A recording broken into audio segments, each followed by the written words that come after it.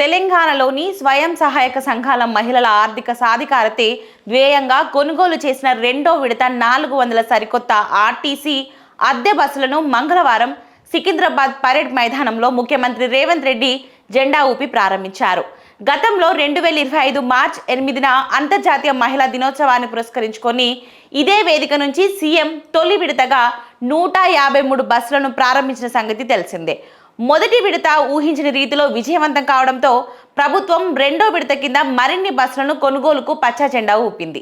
ఈ పథకం కింద నడిచే బస్సులకు డ్రైవర్లు, కండక్టర్లను టీజీఎస్ ఆర్టీసీనే సమకూరుస్తుంది. డ్రైవర్, కండక్టర్ జీతభత్యాలు, ఇతర నిర్వహణ ఖర్చుల పోను ఒక్కో బస్సుకు ఆర్టీసీ యాజమాన్యం నెలకు 69,468 అద్దె రూపంలో మహిళా సంఘాలకు నేరుగా చెల్లిస్తుంది.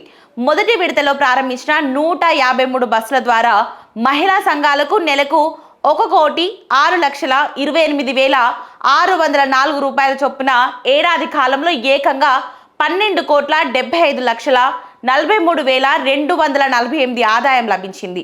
ఈ ఆర్థిక లాభాలు గ్రామీణ రవాణాలో వచ్చిన సానుకూల మార్పులను గమనించిన రాష్ట్ర ప్రభుత్వం రెండో విడతలో మరో 400 బస్సుల కొనుగోలుకు అనుమతులు మంజూరు చేసింది.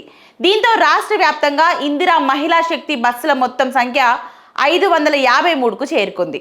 రాష్ట్ర పేదరిక నిర్మూలన సంస్థ ఈ పథకానికి పూర్తి పర్యవేక్షణ సంస్థగా వ్యవహరిస్తుంది. ఇక మహిళా సంఘాల ద్వారా బ్యాంకు రుణాల సహాయంతో ఈ బస్సులను స్వెర్ఫ్ కొనుగోలు చేసింది. ప్రభుత్వ ఆదేశాల మేరకు ఆర్టీసీ ఈ 553 బస్సులను అద్దె ప్రతిపాదికన నడిపేందుకు ఒప్పందం కుదుర్చుకుంది. ఈ మొత్తం వాహనాల కోసం మహిళా సంఘాలు 199.08 కోట్ల భారీ పెట్టుబడిని పెట్టాయి. దీనికి ప్రతిఫలంగా వారికి ప్రతి నెల 20.34 కోట్ల చొప్పున ఏడాదికి మొత్తంగా 244.08 కోట్ల అద్దె ఆదాయం స్థిరంగా సమకూరుతున్నది.